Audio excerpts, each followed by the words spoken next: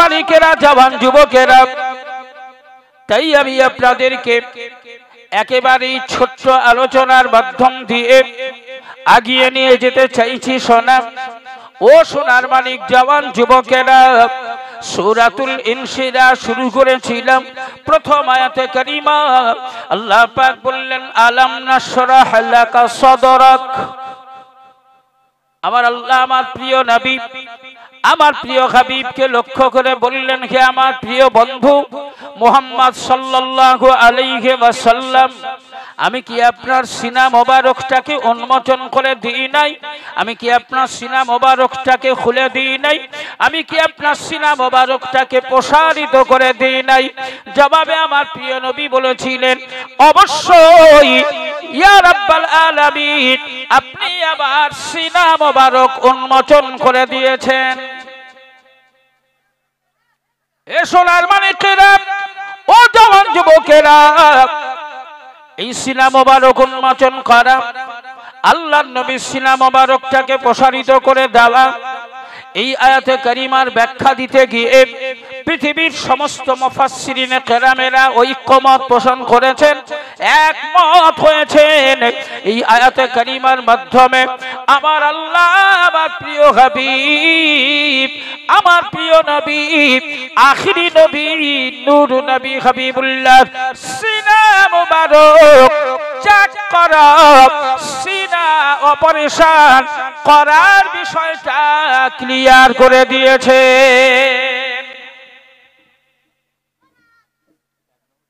হয়তোবা ভাষাটা আমাদের খুব ক্লিয়ার ভাবে বুঝে আসে। সিনা চাক এ আবার কি জিনিস, কি বুঝে এসেছে? নবীর সিনা চাক এ আবার কি জিনিস? বাংলা ভাষায় নবীর সিনা অপারেশন করা হয়েছিল। অপারেশন বোঝেন তো? নবীর সিনা অপারেশন করা হয়েছিল। আমার নবীর সিনা মোবারকটাকে আল্লাহ পাক অপারেশন করে পুত, পবিত্র এবং পরিষ্কার করিয়েছিলেন। এর নাম হলো সিনা চাক করা। একটুখানি আমরা আমাদের প্রিয় হাবিবের ব্যাপারে একটুখানি আমার জিজ্ঞাসা, বলো তো শোনা, আল্লাহ পাক আমার নবীর সিনা কতবার অপারেশন করিয়েছিলেন? নবীর সিনা কবার অপারেশন হয়েছিল? বলো হুজুর, আমরা আদা ব্যাপারী, জাহাজের খবর রেখে লাভ কি? আমরা নবীর উম্মাত, আমরা নবীর অনুসারী, আমরা নবীর অনুগামী। নবী হলো আমাদের ঈমান, নবী হলো আমাদের বিশ্বাস, নবী হলো আমাদের রাহবার, নবী হলো আমাদের পরপারের কান্ডারি, নবী হলেন আমাদের শাফাআতকারী। নবীর ওসিলায় আমরা পৃথিবীতে এসেছি, নবীর কদমের ওসিলায় আল্লাহ চাইলে আমরা জান্নাতি হব ইনশাআল্লাহ। তাহলে সেই নবীর ব্যাপারে সমূহ খোঁজ খবর নেওয়া, সমূহ জানা, সমূহ পড়া, সমূহ বিষয়টা অবগত হওয়া আমাদের দরকার আছে না নাই? জোরে বলেন, আছে না নাই? আপনি খুব ভালো করে আমাদের ছেলেদেরকে একটু জিজ্ঞাসা করেন। আমাদের বহু যুবক ছেলে আছে, বহু যুবতী মেয়ে আছে, যারা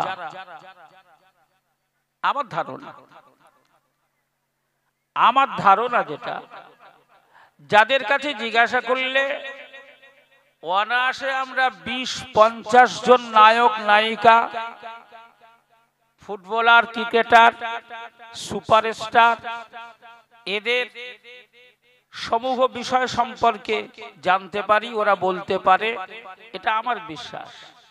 কিন্তু আমার নবীর ব্যাপারে একটু খালি জিজ্ঞাসা করুন, নবীর জন্ম কবে, নবীর মৃত্যু কবে, নবী কত বছর বেঁচে ছিলেন, নবীর সিনা মোবারক কবার চাক করা হয়েছিল, নবীর উপরে আল্লাহ প্রদত্ত যে কলেমা, এই কলেমাটা একটু শুদ্ধ করে বলো।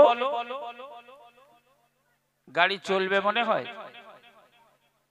কথা বলে না, গাড়ি আর চলবে? একবারে সেটেল ডিশ ব্রেক, খবর হবে না। তাহলে আমার নবীর ব্যাপারে আমাদের জানা প্রয়োজন আছে না নেই?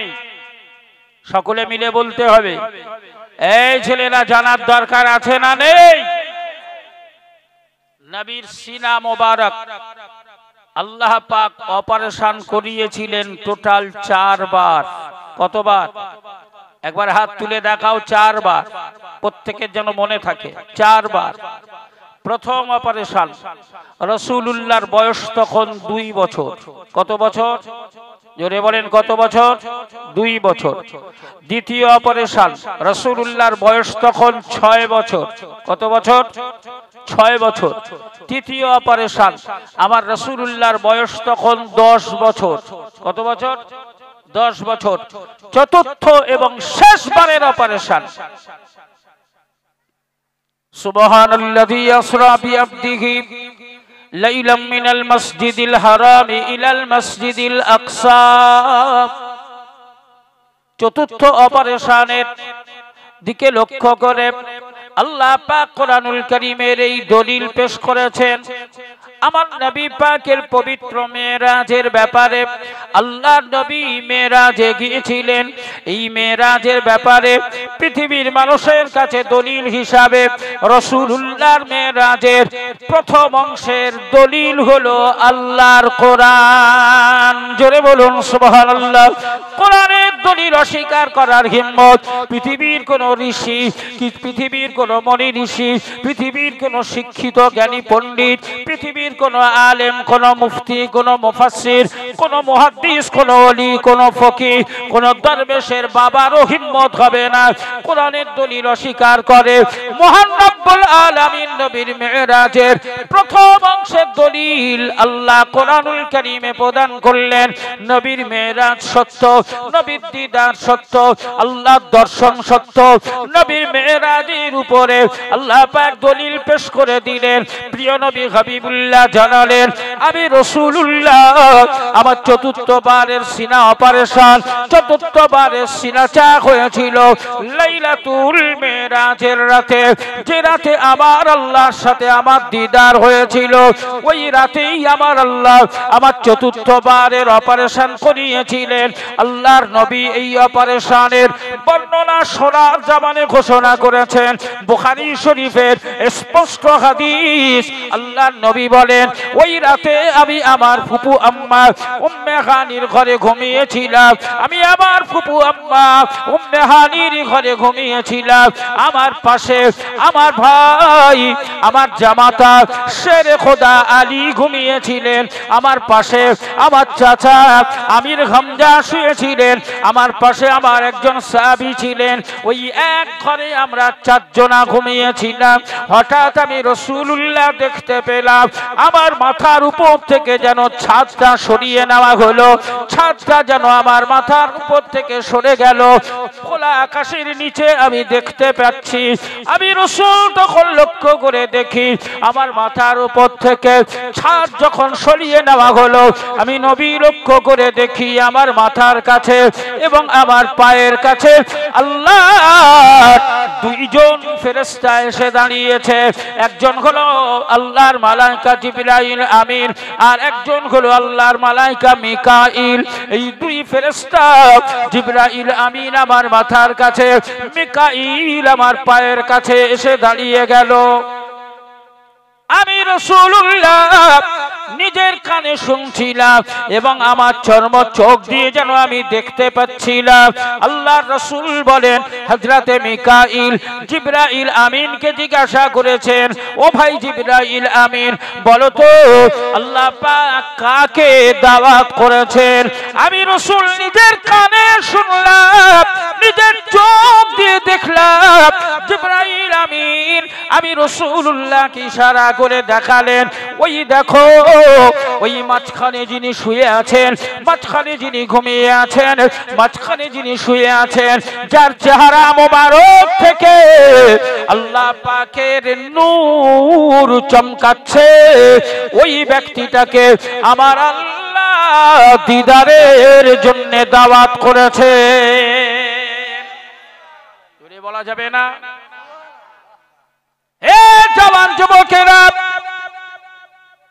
প্রিয় নবী বললেন, তারপর জিবরাইল আর মিকাইল দুজনে আমায় ধরে ওঠালেন, উঠিয়ে আমাকে নিয়ে জমজম কুয়ার কাছে গিয়ে পৌঁছালেন। জমজম কুয়ার কাছে আমায় নিয়ে যাওয়া হলো এবং রীতিমতো জমজম কুয়ার কাছে নিয়ে যাওয়ার পরে আল্লাহর মালাইকা জিবরাইল আমিন আমার কণ্ঠনালী থেকে একেবারে নাভি পর্যন্ত, আমি রাসূলুল্লাহ আমার কণ্ঠনালী থেকে নাভি পর্যন্ত আল্লাহর মালাইকা জিবরাইল আমিন চিরে ফেললেন, কেটে ফেললেন। পেটে আমার সিনা মোবারকটাকে দুই দিকে সরিয়ে পুরোটাই ফাঁকা করে ফেলা হলো। আমি রাসূলুল্লাহ আমার সিনাটাকে দুই দিক থেকে ফাঁকা করে আমার হৃদয়টাকে বার করে নিয়ে আসা হলো। আমার হৃদয়টাকে বার করে নিয়ে আসার পরে আমি নবী নিজের চোখে দেখতে পাচ্ছি জমজমের পানি দিয়ে আমার হৃদয়টাকে সুন্দর করে ধৌত করা হলো, কিছু জিনিস বাতিল করা হলো। তারপরে আমি নবী দেখলাম আল্লাহর জান্নাত থেকে নূরের পেয়ালা করে কিছু জিনিস নিয়ে আসা হলো, কিছু সামগ্রী নিয়ে আসা হলো। সেগুলি আমি রাসূলুল্লাহ আমার হৃদয়ে সুন্দর করে সেটিং করা হলো, সুন্দর করে বসিয়ে দেওয়া হলো। দেওয়ার পরে আমি রাসূলুল্লাহ ওই আমার হৃদয়টাকে নিয়ে আমার যেমনকার হৃদয় বসানো ছিল জিবরাইল আমিন আবার ঠিক সেইভাবে আমার হৃদয়টাকে সেটিং করে বসিয়ে দিল।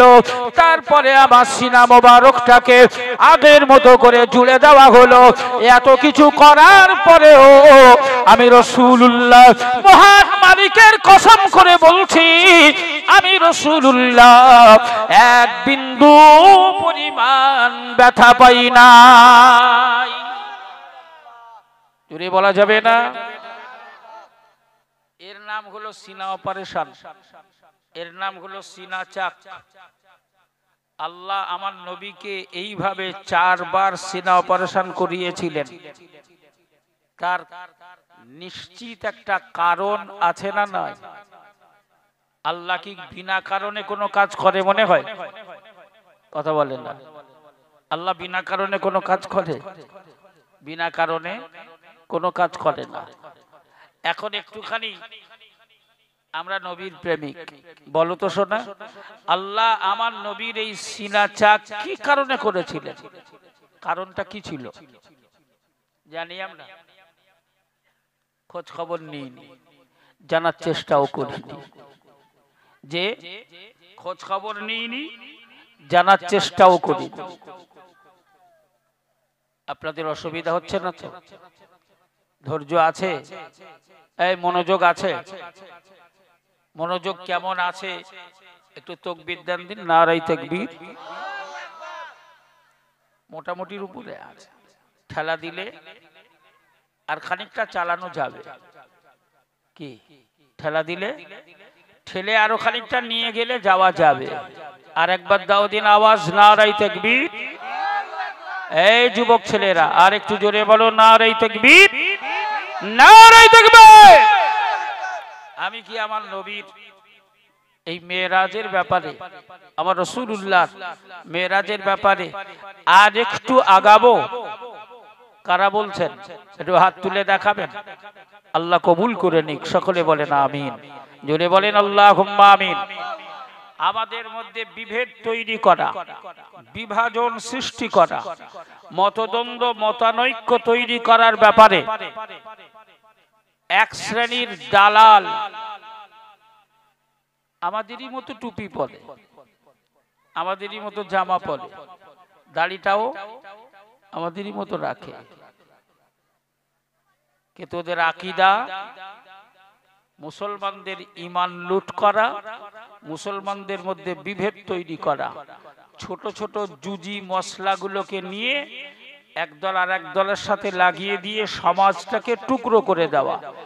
এই রকম একদল ফিতনাবাজ আমাদের এলাকায়, আমাদের দেশে শুধু নয় গোটা পৃথিবী জুড়ে ফিতনাবাজের দল বার হয়েছে, যাদের কাজই হলো মুসলমানদের মধ্যে ফিতনা লাগানো।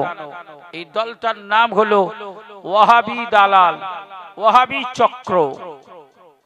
এরা শুধু কেবলমাত্র এদের কাজ হলো আমাদের মধ্যে দ্বন্দ্ব লাগানো।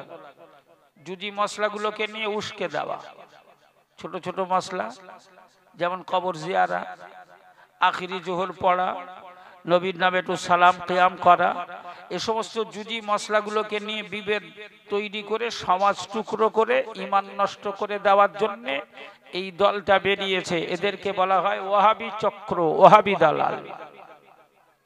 এদের থেকে খুব সাবধান। এদের দেশ, এদের চালচলন কথাবার্তা শুনলে মনে হবে যেন নবী নেমে এসেছে, নবীর মতো কথা বলবে, কিন্তু অন্তর ওদের ফেরাউনের চাইতে আরো খারাপ। অন্তর ফেরাউনের চাইতে আরো খারাপ। ওই ওয়াহাবি চক্র, ওয়াহাবি দালাল, ওরা বলে নবীর মেরাজ সত্য নয়, নবীর মেরাজ সত্য নয়। তারপরেও যখন কোরআনের দলিল সামনে হাজির করা হয়, চোখ বন্ধ করে কোন রকমে মেনে নেয়। ঠিক আছে, মেরাজ না হয় মেনে নিলাম, কিন্তু সশরীরে হয়নি, সশরীরে মেরাজ হয়নি, হয়েছে স্বপ্নের মাধ্যমে, হয়েছে স্বপ্নের মাধ্যমে। সকলে মিলে বলেন আমার নবীর মেরাজ স্বপ্নে হয়েছে না সশরীরে? জোরে বলেন, স্বপ্নে না সশরীরে? সশরীরে। আল্লাহ পাকের সাথে আমার নবীর দিদার আল্লাহ নসিব করিয়েছেন। আর এই সশরীরে মেরাজ করানোর জন্যই, সেই পাওয়ার নবীর বডিতে তৈরি করার জন্যই আল্লাহ আমার নবীর সিনা মোবারক 4 বার অপারেশন করিয়েছেন। জোরে বলুন সুবহানাল্লাহ। জোরে বলা যাবে না? একটা ঘটনা, একটা হাদিস শুনলেই বোঝা যাবে যে আমার নবীর সিনা মোবারক 4 বার কেন অপারেশন করা হয়েছে। এ জওয়ান যুবকেরা, আমি আপনাদেরকে নিয়ে আসবো শোনা আমার নবীর ব্যাপারে। তবে কোরআনুল কারীমের একটি সূরা আছে, এই সূরাটির নাম হলো সূরা তাহা। সূরা তাহাতে হযরত নবী মুসা কালিমুল্লাহর ব্যাপারে বিস্তারিত আলোচনা রাখা হয়েছে। ও কৃষ্ণনগরের সোনার মালিকেরা, ও কৃষ্ণনগর গ্রামের মা বোন বেটি বৌমারা, হযরত নবী মুসা কালিমুল্লাহকে বলা হয় আল্লাহর সাথে কথা বলা নবী। ওয়া কাল্লামাল্লাহু মুসা তাকলিমা। নবী মুসা একদিন আল্লাহর সাথে কথা বলছিলেন, কথা বলতে বলতে আবেগ প্রবণ হয়ে পড়লেন। আবেগ প্রবণ হয়ে গিয়ে নবী মুসা আল্লাহকে বললেন, আল্লাহ, আড়াল থেকে কথা বলে আর মন ভিজছে না, আড়াল থেকে কথা বলে আর জুত হচ্ছে না, আড়াল থেকে কথা বলে আর আশা মিটছে না। ওগো রব্বুল আলামিন, রব্বি, আমার মালিক, আরিনি, আড়াল থেকে আর কথা বলবো না। আমি মুসা, এবার আমি তোমার সামনাসামনি হতে চাই।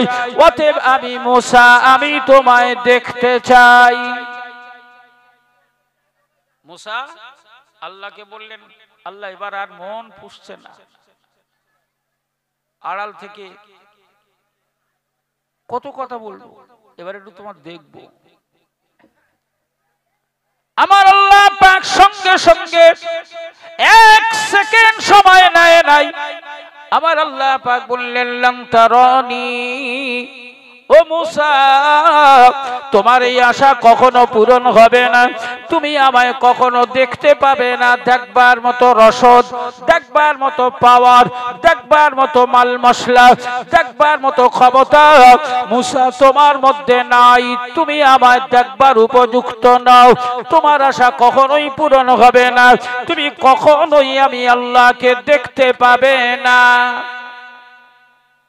ও জওয়ান যুবকেরা, মুসা কালিমুল্লাহ একটু আবেগ প্রবণ ছিলেন, মুসা কালিমুল্লাহ একটু বিনয়ী ছিলেন।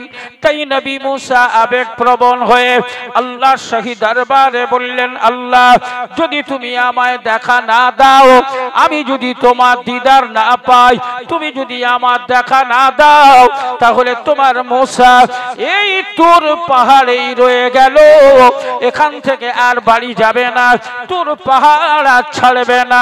আল্লাহ যদি তুমি দিদার না দাও তোমার মুসা আর বাড়ি যাবে না। আল্লাহ বললেন মুসা জিদ করো না, আমার দেখার মতো পাওয়ার তোমার নাই, তুমি আমায় কখনো দেখতে পাবে না। মুসা বলল আল্লাহ আমি অত শত জানি না বুঝি না, আমি মুসা চাই তোমায় দেখব, দেখা না দিলে আর বাড়ি ফিরব না। হে জওয়ান যুবকেরা, আল্লাহ বললেন তাহলে এক কাজ কর, আমি আমার দিদার করার মতো পাওয়ার তোর আছে কিনা আমি আল্লাহ একটু টেস্ট করি। তুই একটা টেস্টের পরীক্ষা দে, টেস্টে যদি উত্তীর্ণ হতে পারিস পরবর্তী ফাইনালের বিষয়ে ভাবা হবে।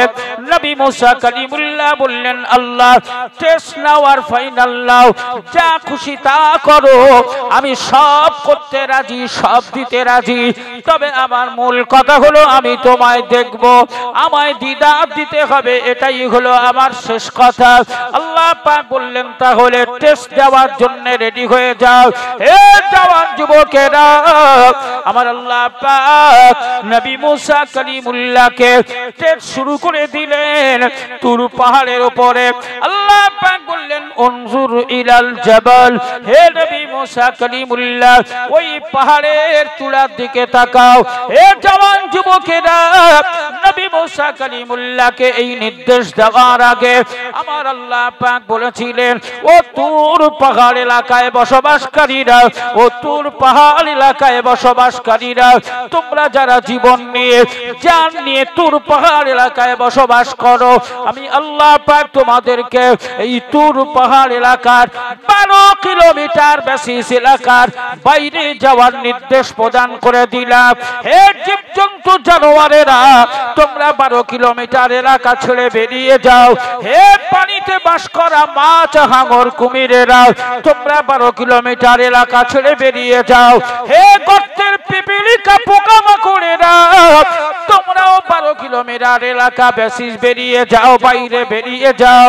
আমার আল্লাহ পাকের নির্দেশে জীবন নিয়ে যারা বসবাস করছিল প্রত্যেকটা জীবনওয়ালাকে 12 কিলোমিটার এলাকার বাইরে যাওয়ার নির্দেশ দেওয়া হলো। তোর পাহাড় 12 কিলোমিটার এলাকা জুড়ে শুনশান হয়ে গেল, শূন্য হয়ে গেল। ঠিক এই রকম পরিস্থিতিতে আল্লাহ পাক নবী মুসা কালিমুল্লাহর 2 কাঁধে 2 ফেরেশতা ছিল, যে ফেরেশতা দুটো ফেরেশতা আমাদের সকলের কাঁধে দণ্ডায়মান।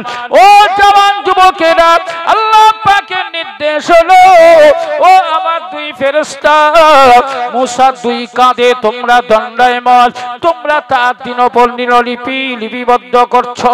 আমি আল্লাহ তোমাদের দুজনকে নির্দেশ দিলাম তোমরাও 12 কিলোমিটার এলাকার বাইরে বেরিয়ে যাও, তোমরাও ওর কাছে থাকতে পারবে না।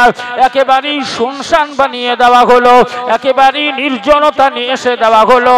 ঠিক সেই সময় 12 কিলোমিটার এলাকা বেশি 100 জীবনওয়ালাকে আমার আল্লাহ না রেখে একেবারেই শুনশান বানিয়ে দিলেন। ঠিক তারপরে আল্লাহ পাক ওই তুর পাহাড় এলাকায় নির্জন ঘন অন্ধকার নামিয়ে দিলেন। এমন অন্ধকার নেমে এলো নবী মুসা কালিমুল্লাহ নিজের শরীরের কোন অঙ্গকে নিজে দেখতেই পাচ্ছিলেন না, নিজের হাত দেখা যাচ্ছিল না, নিজের পা দেখা যাচ্ছিল না, একেবারেই নিঝুম অন্ধকার। ওই অন্ধকার নির্জনতায় নবী মুসা কালিমুল্লাহ একেবারেই ভয়ে যেন আড়ষ্ট হয়ে যাচ্ছিলেন, কিন্তু মনের মধ্যে একটি মাত্র সাহস, যত বিপদ যত বাধা আমি মুসার সামনে আসুক না কেন, আমি মুসা আল্লাহর দিদার পেতে চাই। আল্লাহর দিদারের অপেক্ষায়, দিদারের আশায় শক্ত হয়ে বুক বেঁধে দাঁড়িয়ে রইলেন। ঠিক সেই সময় আমার আল্লাহ পাক 12 কিলোমিটার এলাকা বেসিস শুনশান বানিয়ে দেওয়ার পরে আল্লাহ পাক বললেন উনজুর ইলাল জাবাল, হে মুসা তুর পাহাড়ের চূড়ার দিকে তাকাও। তখনই আমার আল্লাহ পাক নূরের আলো প্রদান করে দিলেন। ওই আলোর ছটায়, ওই আলোর ঝলকে নবী মুসা কালিমুল্লাহ চোখের পাওয়ারকে আল্লাহ বাড়িয়ে দিলেন। ওই পাওয়ারে নবী মুসা দেখতে পেলেন আল্লাহ পাকের নবী তুর পাহাড়ে চূড়া থেকে দেখলেন 7 আসমান, আল্লাহ তৈরি করা 7খানা আকাশ। এই 7 আসমান ভেদ করে নবী মুসার নজর আল্লাহ পৌঁছে দিলেন। নবী মুসা 7 আকাশ অতিক্রম করে সিদরাতুল মুনতাহা, সিদরাতুল মুনতাহা অতিক্রম করে লা মাকান অতিক্রম করার পরে লা জামান অতিক্রম করার পরে আল্লাহর 70খানা পর্দা, ওই 70খানা পর্দা অতিক্রম করার পরে তবে আরশে আজিম, আরশে ইলাহি যেখানে আমার আল্লাহ অবস্থান করেন। হে জওয়ান যুবকেরা, নবী মুসা 7 আসমান সিদরাতুল মুনতাহা লা মাকান লা জামান অতিক্রম করার পরে 70খানা পর্দার ভেতরে 69টি নিজের জায়গায় নিজের অবস্থানে অনড় থাকা, অনড় রেখে একটি মাত্র পর্দা, একটি মাত্র পর্দা তাফসীরে এসেছে। ওই একটি মাত্র পর্দা আমাদের হাতের এই কোড়ে আঙুল, এই কোড়ে আঙুলের মাথার উপরে যে জায়গাটুকু দেখা যায়, এই এতটুকু পরিমাণ জায়গা ওই একটি পর্দার ফাঁকা করা হয়েছিল। অন্যান্য তাফসীরে এসেছে না না না, হাতের কোড়ে আঙুলের মাথা পরিমাণ জায়গা নয়, বরং সূচের পিছনে যে ছিদ্র থাকে ওই ছিদ্র পরিমাণ একটি পর্দা ফাঁকা করা হয়েছিল। এবং সেই পর্দার ওই এক সূচের ছিদ্র পরিমাণ ফাঁকা জায়গা থেকে আল্লাহ পাকের সিফাতি নূর এক ঝলক আমার আল্লাহ মুসা কালিমুল্লাহর সামনে প্রকাশ করে দিয়েছিলেন। ওই এক ঝলক নূরের জ্যোতি, একটা নূরের হলকা নবী মুসা কালিমুল্লাহকে বেহুশ বানিয়ে দিল, হোশ অজ্ঞান হয়ে গেল। আর ওই জ্যোতিটা যেখানে চমকেছিল তোর পাহাড়, সেই এলাকাটা পুড়ে তামা হয়ে গেল। নবী মুসা কালিমুল্লাহ টেস্টে উত্তীর্ণ হলো না, আল্লাহ দেখার শখ তার পূরণ হলো না। দেখতে চেয়ে নবী মুসা আল্লাহর দিদার সম্ভব হয় নাই। ও জওয়ান যুবকেরা, ঠিক সেইখানে আমার আল্লাহ পাক আমার প্রিয় নবী, আমার প্রিয় হাবিব, আমার আখিরি নবীকে আমার আল্লাহ পাক বুরাকের সাহায্যে 7 আসমান পাড়ি দিয়ে, ধুলক ভুলক ছাড়িয়ে 7 আকাশ পাড়ি দিয়ে সিদরাতুল মুনতাহা অতিক্রম করে লা জামান লা মাকান অতিক্রম করে আল্লাহর 70খানা পর্দা অতিক্রম করে আরশে আজিমে, আরশে ইলাহিতে গিয়ে কপালের মাঝখানে চামড়ার 2 চোখ দিয়ে সরাসরি মহান মালিকের সামনাসামনি দাঁড়িয়ে আমার প্রিয় হাবিব, আমার প্রিয় নবী আমার আল্লাহর দিদার করেছে। আরো জোরে বলা যাবে না। সেই নবীর ব্যাপারে একটু ক্লিয়ার হওয়া যায় যে আল্লাহ আমার নবীকে এই পাওয়ারফুল করার ব্যাপারে নবীর সিনাকে 4 বার অপারেশন করিয়েছিলেন। জোরে বলুন সুবহানাল্লাহ। যাতে প্রিয় বন্ধুর সাথে দিদার করতে গিয়ে নবীর কোনো অসুবিধা না হয়, নবীর কোনো অসুবিধা না হয়। কষ্ট হচ্ছে না তো? অসুবিধা হচ্ছে? এই শেষ করে দেব, কি বলেন? এখন ঘড়ির কাঁটা তো আমাদের বলছে শেষ করার লাইনে চলে এসেছি আমরা, এবার তো সমাপ্ত করতেই হবে। তাহলে তো একটু মন ভরে দোয়া আল্লাহকে একটু ডাকতে হয়, ইমানটাকে মজবুত আর তাজা করার ব্যাপারে একটু প্রাণ ভরে আল্লাহকে ডাক দেন। নারায়ে তাকবীর।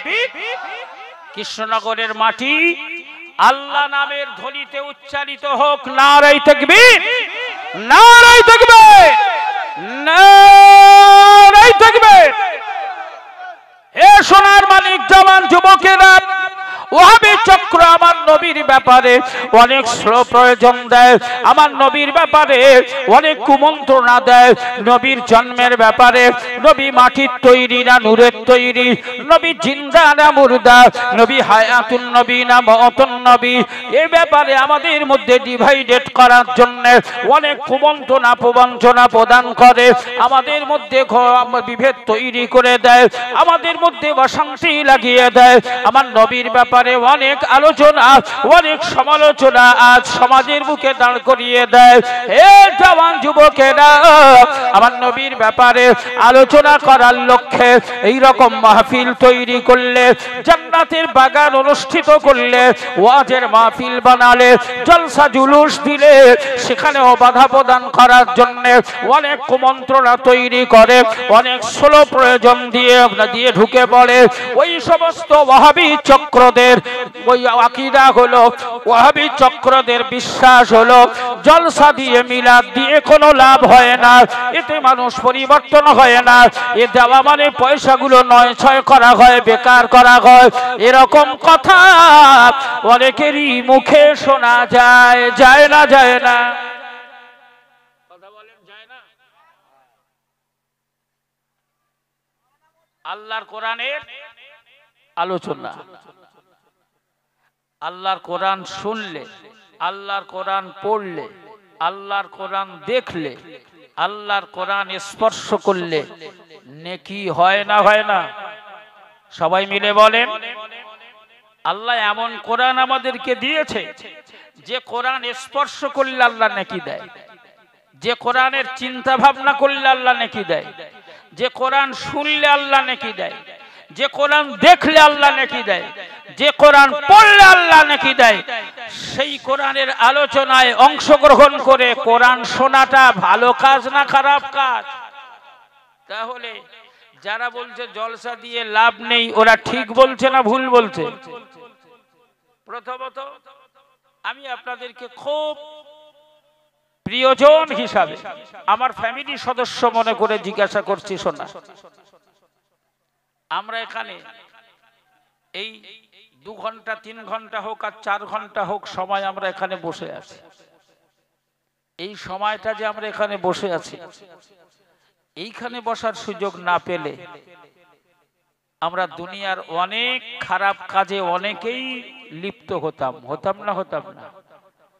কেউ তাস খেলতাম, কেউ এই 4 ঘন্টায় অন্তত 8টা 10টা বিড়ি খেয়ে ফেলতাম, আবার এই সময় অনেকেই আছে অনেক নোংরা কাজে বেরিয়ে পড়তাম, অনেকের মুখ দিয়ে অনেক বেফায়েশ কথাবার্তা গালিগালাজ হয়ে যেত। এই 4টে ঘন্টা কোরআনের আলোচনায়, কোরআনের তাফসীরুল কোরআনের মাহফিলে বসে থাকার বিনিময়ে দুনিয়ার নোংরামি কাজ, গুনার কাজ থেকে বাঁচতে পেরেছি না পারিনি? জোরে বলেন, পেরেছি না পারিনি? তাহলে এটা 1 নাম্বার লাভ। দ্বিতীয় নাম্বার লাভ, 4 ঘন্টা সময় ধরে কোরআনের মহব্বত আর ভালোবাসায় যারা সময় কাটিয়ে দিল, আমি খোদার কসম করে বলি, প্রিয় নবী সোনার জামানে বলেছেন, এই 4 ঘন্টা সময় যারা অতিবাহিত করলো কোরআনের ভালোবাসায়, কোরআনের মহব্বতে, কোরআনের পাগল হিসাবে, আমি নবী জানিয়ে দিলাম, এই 4 ঘন্টা ধরে আল্লাহ পাক ওই বান্দা বান্দীদের জীবনের সাগীরা গুনাহ, ছোট ছোট গুনাহ, হাতের গুনাহ, পায়ের গুনাহ, চোখের গোনা, কানের গোনা, এরকম ছোট ছোট গোনায় সাগীরা গুলোকে আমার আল্লাহ 4 ঘন্টা ধরে মাফ করে দিয়েছে। জোরে বলা যায় না? ও জওয়ান যুবকেরা, 3 নাম্বার লাভ হলো, আজ এখানে অনেকেই সুদখোর আছে, অনেক মদখোর আছে, অনেক জুয়াখোর আছে, অনেক বেনামাজি আছে, অনেক জেনাখোর আছে, অনেক চোর আছে, অনেক ডাকাত আছে, অনেক বদমায়েশ আছে। এই রকম মানুষদের মধ্য থেকে কোরআনের আলোচনা শোনার পর একজন মদখোর যদি মদ খাওয়া ছেড়ে দেয়, একজন সুদখোর যদি সুদ বন্ধ করে দেয়, একজন বেনামাজি যদি নামাজি হয়ে যায়, একজন বাবার মায়ের অবাধ্য অবাধ্য সন্তান যদি বাধ্যতা স্বীকার করে নেয়, একজন জাহান্নামীর পথে পা বাড়ানো সে ব্যক্তি যদি জান্নাতের কিনারায় ফিরে আসে, ওই একজনের ওসিলায় বাকি সকলের জীবনের গুনাহ আমার আল্লাহ মাফ করে দেয়। আরো জোরে বলা যাবে না? ও জওয়ান যুবকেরা, এই রকম জান্নাতের মাহফিল তৈরি করার ব্যাপারে কেউ বাপের নামে, কেউ মায়ের নামে, কেউ দাদুর নামে, দাদিমার নামে, কেউ হারানো সন্তানের নামে, কেউ হারানো বিবির নামে, কোনো মা, কোনো বোন, কোনো বেটি, কোনো বৌমা তার স্বামীর নামে, ছেলের নামে, শ্বশুরের নামে, শাশুড়ির নামে উপার্জন করা জমানো পয়সা দিয়ে জান্নাতের বাগান বানিয়েছে। কোরআনের আলোচনা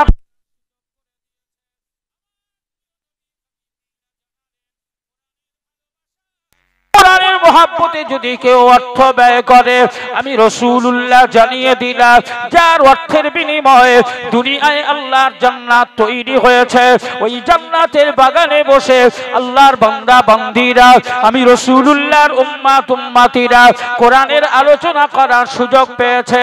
আমি নবী পাক জানিয়ে দিলাম, যাদের পয়সায় এরকম ভালো কাজ হয়, যাদের পয়সায় দুনিয়ায় জান্নাত বানানো হয়, ওই জান্নাতি জান্নাত বানানোর পয়সা দাতাদের জন্য আমার আল্লাহ কিয়ামতের কঠিন হাসরে দয়ার জান্নাতের ব্যবস্থা করে দেয়।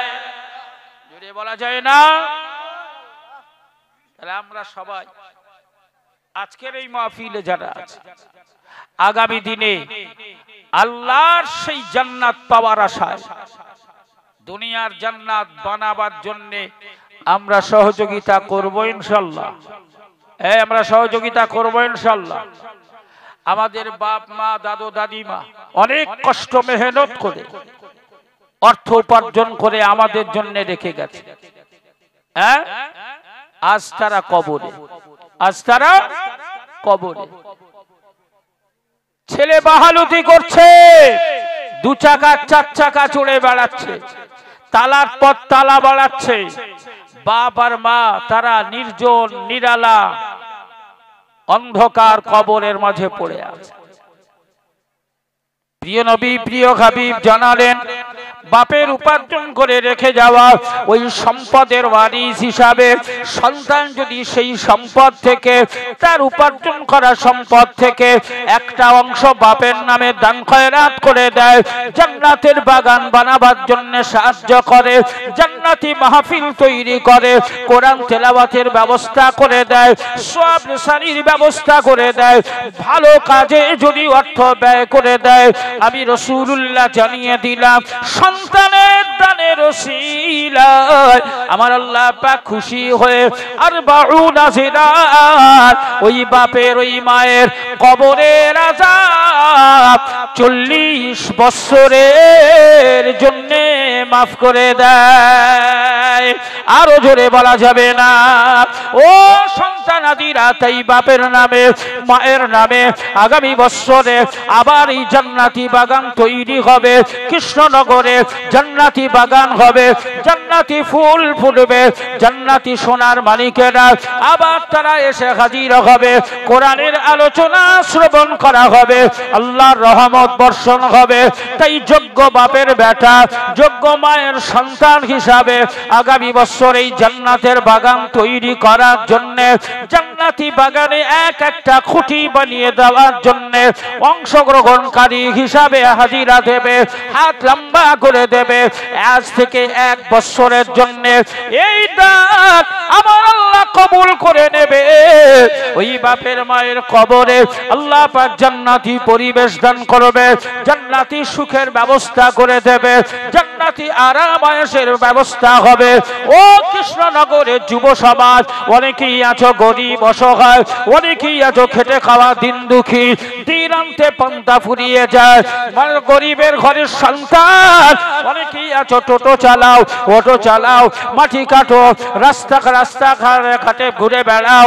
হে জলকার ফিশারির মালিকেরা, ও ব্যবসায়ীরা, ও দোকানদারেরা, ও গাড়িওয়ালারা, বাড়িওয়ালারা, আল্লাহ নবীর মহব্বত আর ভালোবাসায় বাবার মায়ের দিকে লক্ষ্য করে আগামী বছর এই জান্নাতের বাগান, সেই জান্নাতের বাগান তৈরি করার জন্য কে আছো বাপের নামে, মায়ের নামে 1 বছর হাতে সময় পাবে। ভাই ভাই, বাপ বেটা, স্বামী স্ত্রী মিলে আগামী বছর জান্নাতের বাগানের জন্য ও কৃষ্ণনগরের সোনার মানিক জওয়ান যুবকেরা এই জান্নাতি বাগানে অনেকেই আসবে। অনেকের জন্য অনেক কিছুই লাগবে সোনা। এ জওয়ান যুবকেরা, সেই জান্নাতি বাগানের সদস্য হিসাবে আমরা আমাদের নাম লিপিবদ্ধ করাবো। আল্লাহ পাক যেন কবুল করে নেন। সেই জান্নাতি বাগানকে বাঁচিয়ে রাখার জন্য আমাদের নবীর মহব্বত আর ভালোবাসায় মায়ের নামে, বাপের নামে ও জওয়ান যুবকেরা এই জান্নাতি বাগানে এতক্ষণ পর্যন্ত কোরআনের আলোচনা হলো, কোরআনের তাফসীর হলো, কোরআন নিয়ে বিশ্লেষণ করা হলো। ওই কোরআনের নূর, ওই কোরআনের বরকত আল্লাহ যেন আমাদের নসিব করে। তাই সেই জান্নাতি বাগানে সদস্য পদ গ্রহণ করার জন্য আল্লাহর কোরআনকে ভালোবেসে, আল্লাহর কোরআনকে মহব্বত করে কে আছো সোনা বাপের নামে, মায়ের নামে, দাদু দাদিমার নামে 2000 টাকা দিয়ে সদস্য পদ গ্রহণ করবে। ও জওয়ান যুবকেরা, হে সোনার মালিকেরা, এই সদস্য পদ গ্রহণ করা আপনাদেরই অর্থ নিয়ে গ্রামে মাদ্রাসা তৈরি হচ্ছে। মাদ্রাসার কাজ সূচনা হয়েছে।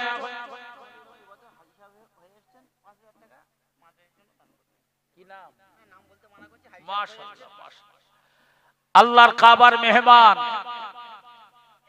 এই আল্লাহর কাবার মেহমান মোহতারাম ভাই হাজী সাহেব, তিনি বলছেন হুজুর সর্বপ্রথম সদস্য হিসাবে আমি দেব 5000।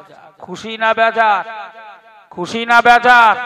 একটু তাকবীর দেন, নারে তাকবীর, জোরে বলো না নারে তাকবীর। মোহতারাম ভাই হাজী সাহেব জোরে বলেন জিন্দাবাদ। তার মাই মুরব্বি জান্নাতি, জোরে বলুন আল্লাহুম্মা আমিন। আরো জোরে বলুন আল্লাহুম্মা আমিন। 5000 টাকা, জোরে বলো না মারহাবা, নারে তাকবীর। আল্লাহ তাআলা দান কবুল করেন। আমার ভাই হাজী সাহেব নামটা গোপন করেছেন, আল্লাহ তিনি দান করেছেন, নামটা গোপন করেছেন। তাই হাজী সাহেবের এই দানকে কবুল করে একবার আপনার কাবার মেহমান বানিয়েছিলেন।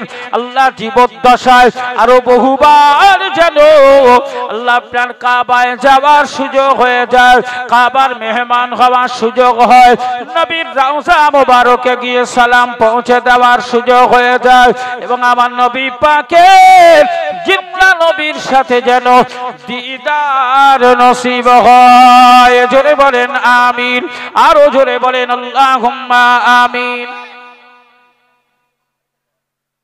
হাজী সাহেবের সঙ্গী কোন ব্যবসায়ী, কোন মাস্টার সাহেব, কোন ডাক্তার সাহেব আছো আর একজন 5000 দেবে? আজ প্রমাণ হয়ে যাক উপার্জন করা অর্থ আল্লাহর নবীর ঘর, সেই ঘর